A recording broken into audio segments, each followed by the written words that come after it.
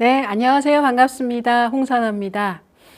이번 시간에는 구강외과와 치주치료의 청구 핵심이라고 하는 주제로 함께 공부해 볼까 합니다. 우리 치과에서 치주치료 정말 자주 발생하고 쉽게 접근할 수 있는 행위라고 생각하는데요. 의외로 우리가 이런 부분에서 기준이 좀 많이 약하기도 합니다.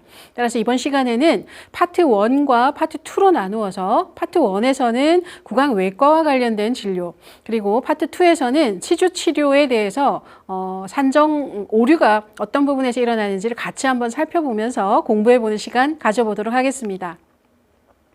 네, 첫 번째 파트 1에서는 구강외과 치료의 청구 핵심을 먼저 다뤄볼 예정이고요. 순서는 사례로 살펴보는 구강외과 치료의 산정 기준, 그리고 저와 함께 OX 퀴즈를 풀면서 구강외과 치료 정리해보는 시간 가지도록 하겠습니다. 네, 첫 번째 청구 오류 사례입니다. 하악의 2번이고요. 잔전치근이라고 하는 상병명을 가지고 있네요. 네, 하악의 2번을 빼면 유치니까 유치발치라고 청구를 해야 되는데 아주 귀여운 실수를 하셨습니다. 우리 가끔씩 이렇게 청구하는 사례를 볼 수가 있는데요. 왜 이런 실수를 하시냐면 우리가 사용하고 있는 두 번의 프로그램 같은 경우에 이렇게 소화치료라고 하는 탭이 있고 발치라고 하는 탭이 있는데요. 이 중에서 발치가 둘 다 들어가 있습니다. 즉 소화치료에 있는 발치 버튼을 누르시면 유치발치가 뜨고요. 발치 라인에 있는 발치 버튼을 누르면 영구치 발치가 입력이 됩니다. 그런데 소화 유치를 클릭을 하시고 치식은 유치를 클릭하시고 발치 버튼은 소화 치료가 아닌 발치 라인에 있는 그 발치를 누르다 보니까 영구치 발치로 얘가 인식을 하고 뜨게 되는 그런 실수를 하시게 됩니다. 그래서 유치 발치가 더 저렴하니까 그 차액만큼이 삭감당하는 그런 심사 결과 통보서를 볼 수가 있겠습니다. 따라서 구치가 아닌 유치 발치로 청구할 수 있도록 늘 집중해 주셔야 됩니다. 네. 자, 그 다음 사례를 보시면 5월 3일 날 하악 제3대구치 매복치라는 상병으로 파노라마를 찍었습니다. 자, 그리고 만성치은염으로 연일의 스케일링도 하셨네요. 그리고는 오신 김에 46번에 우식이 있어서 지하에로 떼우기까지 하셨습니다. 자, 그렇게 하고 48번, 38번 중에 48번 먼저 빼셔야 됩니다 라고 했는데 환자분께서 오늘은 시간이 그렇고 다음에 예약을 하고 와서 빼겠습니다 라고 내원하신 날짜가 6월입니다. 5월 3일 날 내원하시고 이후에 6월 15일 날 오셔서 CT를 찍으셨네요. 콤빔 CT. CT가 가능할까요? 하악 제3대구치 매복치의 CT가 인정될 수 있죠. 어떤 경우냐면 5월 3일 날 촬영한 파노라마 상에서 하치조 신경관과 치근단이 겹쳐 보여서 발치 시에 위험하겠다라고 판단을 하면 6월 15일 발치 전에 CT를 먼저 찍어볼 수 있는 것이죠. 자, 찍고 나서 완전 매복치 발치하신 것 같습니다. 그리고 버도 썼다 이렇게 돼 있고요. 청구는 잘 하셨습니다. 이때 우리가 조심하셔야 될 거 CT를 청구하려면 내역 설명을 기재하셔야 되는데요. 내역 설명에는 뭐라고 기재하셔야 될까요? 방금 말씀드린 대로 하치조 신경관 이전에 촬영한 파노라마 상에서 하치조 신경관과 치근단이 겹쳐 보여 CT를 추가로 촬영하고 발치를 했다라는 메시지가 들어가 있어야 됩니다. 그렇게 하면서 이전에 촬영했던 파노라마를 참조해서 빼는 거니까 진찰료는 어떻게 해야 될까요? 네, 재진으로 가져가셔야 되는 거죠. 자, 이것은 외과 문제이기도 하지만 진찰료와 연관된 질문이기도 하기 때문에 같이 묶어서 공부해 주시면 좋겠습니다. 그리고 CT는 우리가 일반적으로 3차원 CT를 촬영하고 있지만 청구에서는 3차원 CT가 아닌 일반 CT로 인정된다는 것도 한번 기억해 주시면 좋겠습니다. 네, 다음 청구 오류 사례는 15번 치하고요. 구강으로 연결된 동이 있는 근단주의 농량이라고 하는 상병 코드를 가지고 엑스레이를 찍고 구강 내 소염수를 했다 이렇게 적혀 있습니다. 자, 뭔가 잘못된 오류를 이미 몇 개 찾으셨나요? 제 눈엔 여러 개가 보입니다. 자, 일단 첫 번째로 상병명. 괜찮으신가요? 상병명. 구강으로 연결된 동이 있는 근단주의 농량. 우리가 흔히 말할 때 농량 그러면 동이 있는, 동이 없는 이렇게 아마 많이들 들어보셨을 겁니다. 근데 동이 있다와 동이 없다에 대한 차이점에 대해서 명확하게 기억을 잘 못하시는 분들도 계신데요.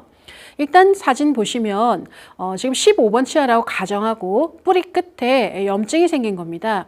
그 염증이 생겨 있는데 그 염증이 그 안에 그대로 존재해 있는 것이 아니라 농이 빠져나가는 길이 만들어진 거죠. 만들어져서 잇몸 쪽으로 구멍이 뽕 날 수도 있고 약간 사마귀처럼 이렇게 동그랗게 부풀어져 있는 모습을 볼 수도 있습니다.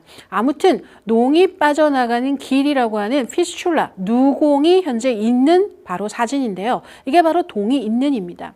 자, 그렇다면 농이 빠져나가는 길이 있는, 누공이 있는 환자에게 절개 및 배농이 의미가 없죠. 빠져나가는 길이 없어야, 농이 그 안에 그대로 차여 있어야 우리가 절개와 배농을 하는 것이 의미 있는 진료가 됩니다. 따라서 구강 내 소염술을 우리 원장님께서 하셨다면 동이 있는이 아니라 동이 없는, 피출라가 없는 농량에서 인정이 된다라고 하는 상병명의 오류 꼭 기억하셔야 되겠습니다. 그리고 구강 내 소염술은 반드시 마취하에 진행하여야 된다라고 심평원은 정의를 하고 있습니다. 또한 일반적으로 절개 및 배농을 하면 유꺼 등등을 패킹을 하게 되는데요. 그 다음 날 와서 그걸 빼주고 소독하지 않냐라고 하면서 후 처치가 동반되지 않는 구강 내 소염술은 삭감의 대상이 될 수가 있겠습니다. 따라서 상병명에서의 오류가 보였고요. 마취가 동반되지 않았고 후 처치가 동반되지 않고 이걸로 치료가 끝난 청구가 들어간다면 상당히 많은 삭감이 벌어질 수 있다. 그리고 손해보는 청구가 이루어질 수 있다라고 말씀드리고 싶습니다. 자, 그러면 정답은 이렇게 가셔야죠. 동이 없는 근단주의 농량 K0 4.7로 적용을 하시고요. 엑스레이 찍고 마취와 더불어서 구강 내 소염술을 같이 동반하는 것이 맞다. 그러면 마취하지 않으셨고요. 절개 배농은 아니고요. 그냥 익스플로러로 톡 터트리기만 하셨어요. 아니면 큐렛으로 그냥 살짝 긁으셨는데 그때 마취 안 했으면 어떻게 하나요? 네, 톡 터트리기만 했다면 이건 절개 및 배농이 아닙니다. 즉 구강 내소염술로 산정할 수가 없다는 이야기죠. 그건 그냥 진찰료에 포함된 행위로 인정하고 있고요. 만약에 큐렛으로 긁었다. 그걸 우리 원장님은 자꾸 IND라고 하신다라고 하면 큐렛으로 긁었다라고 하면 오히려 치근 활택술에 대해서 더 적합하지 않은지 또는 부분 치석 제거로 적합하지 않은지 한번 고민하시고 적용하시는 것이 맞겠다라고 말씀드립니다. 그리고 이렇게 이후에 드레싱까지. 이때 드레싱은 구강 내 소염술이 외과 출식이기 때문에 일반적으로 수술 후 처치 단순을 청구하고 있는 상황입니다. 다음 청구 오류 사례를 살펴보면 골륜기 절제술을 하셨습니다. 골륜기 절제술. 우리가 일반적으로 말하는 토러스를 제거했다라는 거죠. 호발 부위는 하악의 설측에서 보통 많이 볼 수가 있는데요. 하악의 설측에 뼈가 이렇게 옆으로 울퉁불퉁 튀어나오신 환자분들 제거하는 거 바로 골륜기 절제술이라고 하는데요. 자, 여기에서 잘못된 청구 오류를 한번 찾아봐 주시겠습니까? 몇 가지가 보입니다, 지금. 네, 찾으셨나요? 맞춰볼까요? 저는 상병명이 잘못된 것 같고요. 골륜기 절제술의 횟수가 잘못된 것 같고요. 버가 잘못 적용된 것 같습니다. 하지만 마취는 좌우 구치부니까 하치조 신경 전달 마취 2개 맞고 사용한 앰플이 2개였다면 맞고 의약품 관리료는 하루에 1개만 주니까 맞는 것 같습니다. 네, 저와 함께 같이 잘 찾으신 거 맞나요? 아, 실크가 누락된 것도 보이네요. 골륜기 절제술을 하시려면 당연히 하악의 설측이라고 가정했을 때 치은 판막을 박리하고 그리고 뼈를 다듬은 다음 다시 봉합을 해줘야 되기 때문에 실크가 누락된 것도 보이네요. 자, 그러면 우리 정답으로 한번 고쳐서 청구를 다시 한번 해본 모습을 같이 살펴볼까요? 네, 상병명은 불규칙한 치조 돌기보다는 턱의 발육장애라고 하는 K 10.0이 더 적합하고요. 그 다음 골륜기 절제술은 횟수가 아까는 2개라고 청구가 되어 있었는데 이 행위는 구강당 산정입니다. 즉 하루에 무조건 1개만 인정된다는 거죠. 좌우를 했지만 실질적으로 하나만 인정되기 때문에 하루에 좌우측을 동시에 시행하는 것은 상당히 시간도 많이 소요되고 노동력도 많이 들어가지만 결국 돈은 하나 값밖에 못 받는 아주 안타까운 상황이 생깁니다. 환자도 너무 힘들죠. 좌우 마취를 하고 양쪽의 뼈들을 다 깎아냈으니까. 그래서 이런 경우에 영리한 청구는 우측 먼저 하고 다음번에 좌측을 따로 들어가는 건 어떨까 이런 생각을 한번 해봅니다. 자, 아무튼 좌우로 오늘 동시에 하셨다면 골륜기 절제 절제술은 하나만 인정된다. 그리고 버의 가가 아니라 버의 나로 산정이 가능합니다. 골6기 절제술은 버의 나, 즉 39,980원의 버값을 인정하고 있기 때문에 이때 가로 청구하시게 되면요. 33,000원 손해보고 청구하는 경우가 됩니다. 따라서 나 잘 챙겨주시고 마취에 실크까지 아까 말씀드린 대로 잘 청구하시면 좋겠습니다. 자, 횟수 고쳤죠? 버의 나로 수정했죠? 실크까지 추가한 이게 바로 올바른 청구가 되겠습니다. 네, 다음 사례는 잔존치근 46번이 루트레스트 상황이었나 봐요. 잔존치근으로 난발치를 했다 이렇게 돼 있네요. 벌써 상병명에서 조금 마음이 들지 않습니다. 그리고 하악에 마취했고 버의 가, 난발치니까 버를 인정하죠. 자, 그리고 같은 날 불규칙한 치조 돌기라는 상병명으로 치조골 성형술을 같이 하셨네요. 자, 난발치랑 치조골 성형을 같은 치아에 동시에 했을 때 어떻게 인정되는지 알고 계시죠? 자, 그러면 오류, 뭐뭐뭐 찾아보셨나요? 일단 난발치의 상병명 별로고요. 그 다음 난발치와 치조골 성형을 동시에 했을 때 횟수가 문제가 있는 것 같고요. 그리고 또 하나 치조골 성형술은 버도 인정이 되지만 실크도 인정되는 행위입니다. 발치는 실크를 인정하지 않지만 치조골 성형술은 실크를 인정한다는 것이죠. 따라서 버는 하루에 하나만 인정이 되기 때문에 치조골 성형술에서 버를 썼다 하더라도 난발치에서 이미 가져갔다면 버는 포기. 하지만 치조골 성형술 시에 실크는 가져와야죠. 자, 그렇다면 이게 바로 올바른 청구입니다. 상병명 잔존치근으로 난발치를 청구했을 때는 삭감의 소지가 좀 있습니다. 심사평가원에서 난발치의 인정 기준은 골유착이라고 했기 때문에 이때 골유착을 나타내는 상병명이 바로 K03.5 상병 코드입니다. 자, 그래서 상병명을 조상병 또는 루트가 휘어져 있어서요. 만곡치 또는 치근이 너무 비대해서요 라고 하는 치아 형태 이상 등등의 상병명을 적용하시는 것이 가장 이상적입니다. 그리고 난발치 시에 치조골 성형술을 동시에 했으니까 횟수가 낮은 수가가 50%가 인정이 되기 때문에 난발치가 수가가 치조골 성형술보다 비쌉니다. 그래서 치조골 성형술을 1이 아닌 0.5로 수정을 했고요. 아까 말씀드린 대로 치조골 성형술은 실크도 인정된다라는 것 사용하지 않으셨다면 청구를 하시면 안 되지만 당연히 난발치의 치조골 성형하고 아마도 슈처를 하지 않으셨을까? 그렇다면 사용하셨다면 실크 놓치지 않고 청구하시기를 바랍니다. 실크는 난발치 때문에 인정되는 게 아니라 치조골 성형술 때문에 인정할 수 있다는 점 주의해 주십시오. 네, 다음 사례인데요. 11번 치아에 동의 없는 근단 주위 농량이 있어서 발수가 들어갔네요.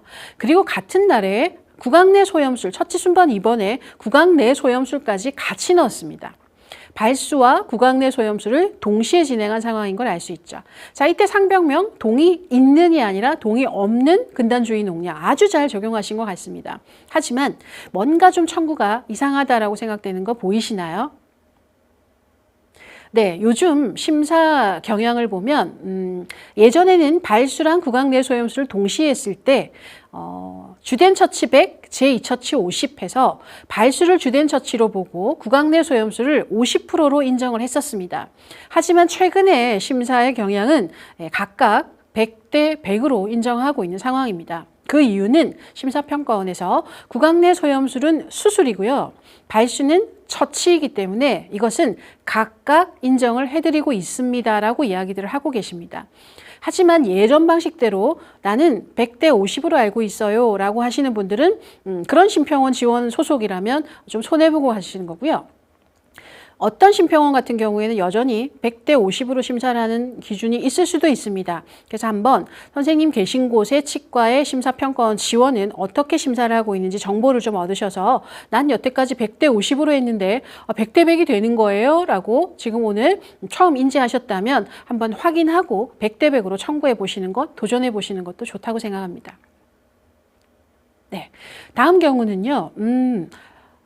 친구와 부딪혀서 치아가 흔들리고 입술이 붓고 피가 나는 상태로 내원하셨다 이렇게 돼 있네요. 아이고, 친구하고 부딪혀서 이가 흔들려서 지금 군의 촬영 자체가 힘들어서 파노라마 촬영 판독을 한 것 같습니다. 그리고 치아가 흔들렸기 때문에 흔들리지 말라고 약간 정출된 치아나 함입된 치아를 원래의 위치로 맞추는 탈구 치아 정복술을 지금 하셨습니다. 탈구치아 정복술을 하면서 아프니까 마취도 했고요. 그리고 탈구치아 정복술만 하면 안 되죠. 양옆의 치아들까지 3개의 치아를 묶어서 장관고정술을 시행하셨네요. 자, 그리고 11번 치아는 이미 충격을 받았기 때문에 신경치료가 들어가야 돼서 발수까지 들어간 상황입니다. 오늘 아주 많은 진료를 하셨습니다. 자, 이때 어떻게 청구를 해야 되는가? 같은 부위에 지금 다양한 진료를 했을 때 어떻게 하는가에 대해서 선생님이 현재 알고 계신 지식은 어느 수준이신가요? 탈구치아 정복술과 잠깐고정술은 100대 100으로 대부분 알고 계시죠? 예, 100대 100 맞습니다. 이전부터 100대 100으로 인정이 됐고요. 대신에 근관치료는 부수적 처치로보아 50%만 인정한다라는 기준을 가지고 쭉 청구해 왔었습니다만 최근의 심사의 경향은 모두 다 100대 100대 100으로 인정하는 심사의 경향을 볼 수가 있습니다. 아까 앞서 설명드린 것과 마찬가지로 수술과 발수라고 하는 처치와의 차이는 각각 인정해 주겠다. 수술과 수술이 만나는 게 아니기 때문에 발수 행위료를 100% 인정해주는 심사의 경향을 볼 수가 있습니다. 선생님 계신 곳 심사평가원은 어떻게 심사하는지 한 번쯤 체크해 보시고 인정해 준다라고 정보를 얻으시면 100대 100대 100으로 청구를 한번 도전해 보셨으면 좋겠습니다. 자, 그러면 이걸로 해서 OX 퀴즈로 구강외과 진료를 다시 한번 마무리해보는 점검의 시간 한번 가져볼까요? 자, 1번 문제 선생님 OX 답을 마음속에 또는 선생님 댁에서 지금 보고 계실 거니까 큰 목소리로 OX를 같이 외쳐주시면 좋겠습니다. 자, 48번 매복된 치아에 치은판을 절개하고 치아 분리를 해서 매복치를 빼면 완전 매복치로 산정한다? 아니죠. 완전 매복치는 언제 청구할 수 있죠? 치관의 3분의 2 이상이 치조골에 매복되어 치아 분리와 더불어 무엇을 해야 되죠? 네, 골 삭제까지 병행해서 발치를 했을 때 완전 매복이죠. 자, 이렇게 치은판을 절개하고 치아를 잘라서 뺀 매복치 발치는 복잡 매복치 발치로 인정한다. 따라서 X가 정답이었습니다. 2번 문제 볼까요? 11번, 21번 치아 맹출 유도를 위해서 치은판 절제술을 시행한 경우에 횟수 1로 산정한다. 11번과 21번이 맹출을 하지 않아서 맹출 유도를 위해서 치은을 살짝 절개해 준 것, 치은판 절제술로 산정하는 건 잘하셨습니다만 치은판 절제술은 치당이 아니라 구강당 산정으로 되어 있습니다. 따라서 2개가 아니라 횟수 1로 산정한다는 O가 정답이 되겠습니다. 네, 세 번째는요. 발치 후 감염된 치근단을 절제하고 발치를 하고 감염된 치근단을 절제를 하고 MTA로 막은 다음에 다시 그 치아를 식립했대요. 그때 자가치아 이식술이며 이것은 비급여로 적용한다라고 되어 있는데요. O일까요? X일까요? 네, 답은 X가 정답입니다. 왜요? 발치를 하고 근단을 자르고 MTA로 막고 다시 그 치아를 재식립한 것은 자가치아 이식술이 아니라 의도적 재식술이죠. 의도적 재식술은 치아 재식술로 청구한다 이렇게 되어 있습니다. 따라서 급여 대상이고 치아 재식술이라는 항목을 청구를 하셔야 된다라고 기억해 주시면 되겠습니다. 골 융기절제술 시 버를 사용한 경우에 당연히 버를 쓰시겠죠. 버의 가로 산정한다. 조금 전에 제 수업에 열심히 귀 기울이셨다면 답을 아시겠죠? 골융기 절제술은 버의 나 39,980원을 인정한다. 오히려 수술보다 바값이 더 비싸게 인정받고 있는 아주 아이러니한 상황입니다. 어쨌든 버의 가를 청구해서 손해보는 일이 없으셔야 되겠습니다. 답은 나이기 때문에 X가 정답이었습니다.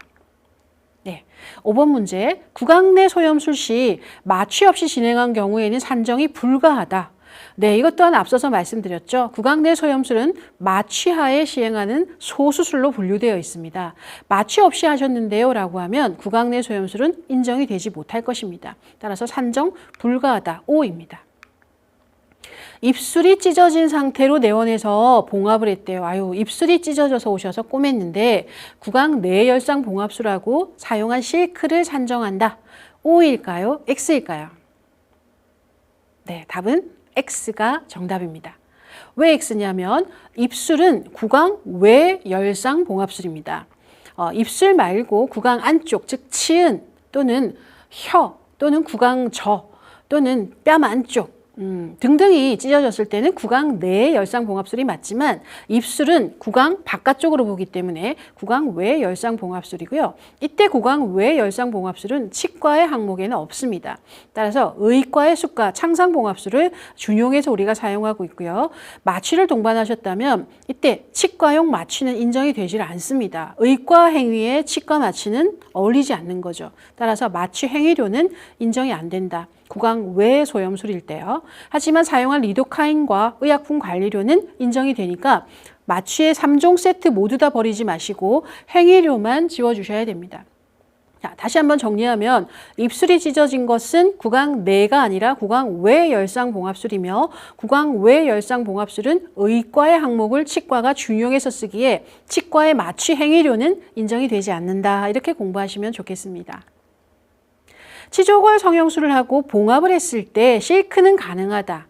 네, 치조골 성형술은 구강 외과 수술이지만 그래서 번은 너무 당연히 인정받지만 실크도 인정받을 수 있는 항목입니다. 따라서 O가 정답이었습니다.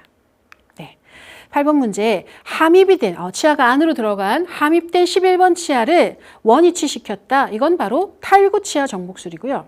와이어를 이용해서 레진을 이용해서 고정을 했다. 잠강 고정술 되겠습니다. 자, 이때 주된 처치 100, 제2 처치 50으로 산정한다. 탈구 치아 정복술과 잠강 고정술만 했을 때 100대 50이 아니라 100대 100으로 인정하고요. 이때 11번 치아에 신경치료가 들어갔다면 그 또한 100%로 인정이 된다. 앞서서 설명드렸습니다. 따라서 답은 X가 정답이 되겠습니다. 네, 어떻게 많이들 좀 맞추셨나요? 선생님이 생각하신 O, X가 저의 답과 일치했는지 궁금합니다.